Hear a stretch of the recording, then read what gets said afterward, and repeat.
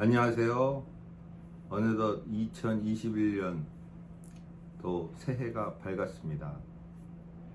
2020년도에는 코로나로 시작해서 코로나로 끝난 것 같은 한 해입니다. 그런데 아직도 코로나가 우리 가운데에서 기승을 부리고 있습니다.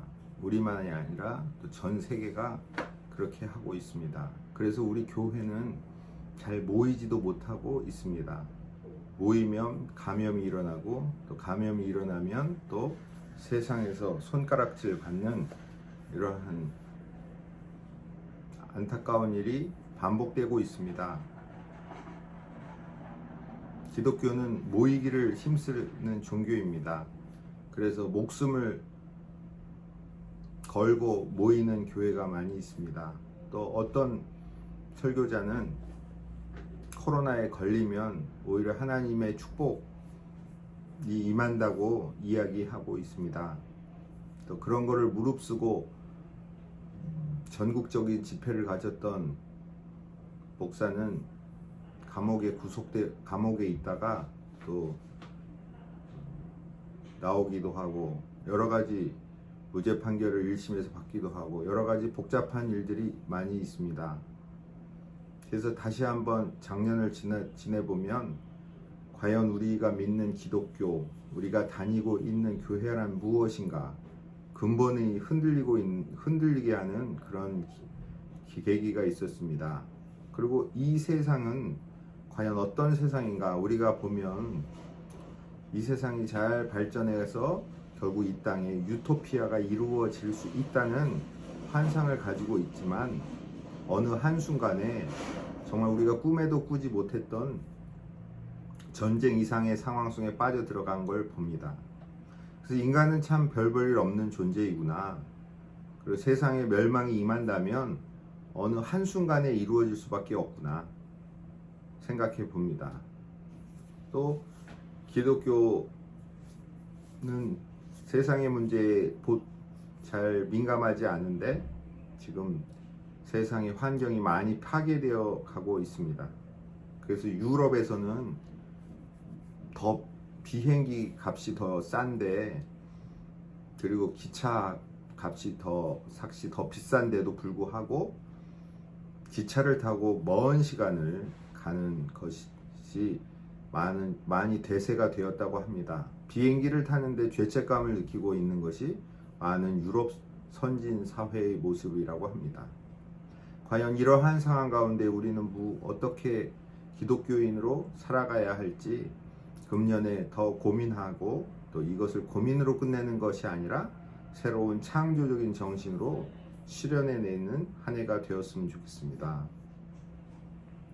기독교는 가시적인 것을 추구하는 종교가 아닙니다. 비가시적인 눈에 보이지 않는 것을 추구하는 종교입니다. 따라서 우리 앞에 우상과 같은 신상이 있거나 또 성전이 있는 것은 옳지 못합니다. 성상이 있다면 거룩한 상, 불교로 따지면 불상, 캐톨릭으로 따진다면 성모 마리아 상, 또 십자가에 매달린 예수님의 상, 사도상 같은 것이 있다면 훌륭한 집을 지어야 하겠지만 개신교는 그러하지 않습니다. 그래서 우리는 모이기를 힘써야 하지만 그 모임의 장소가 특정되지 않습니다. 또 우리는 모이는 것이 중요하지만 더 중요한 것은 영혼의 가치입니다. 이러한 상황 가운데 우리는 더욱더 기독교의 본질로 돌아가야 합니다. 모이는 교회가 아니라 교회의 본질인 흩어지는 교회로 가야 되겠습니다. 그래서 우리가 모이지 못한다고 해서 큰 문제가 벌어지는 것이 아니라 모이지 않는 상황 가운데 오히려 하나님을 더 생각하며 모임의 중요성을 생각해보는 우리가 되었으면 좋겠습니다. 성전을 통해서 성상을 통해서 눈에 보이는 것을 통해서 망해가는 기독교회가 이러한 코로나 사태를 통해서 거듭나기를 소원해 봅니다.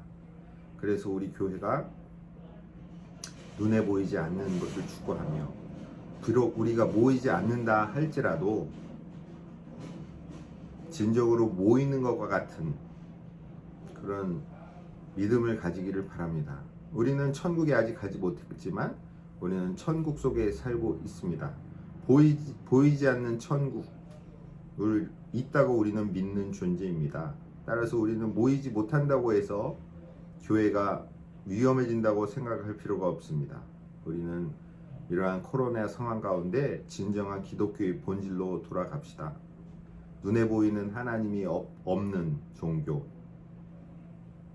옆에 성도들이 같이 없을지라도 영적으로 교류할 수 있다는 그러한 믿음을 가지고 언제 끝날지 모르는 이 코로나 상황 가운데서 교회의 본질, 영원한 것, 비가시적인 것을 추구하는 본질을 회복하는 우리 모두가 되는 2021년도가 되기를 꿈꾸어 봅니다.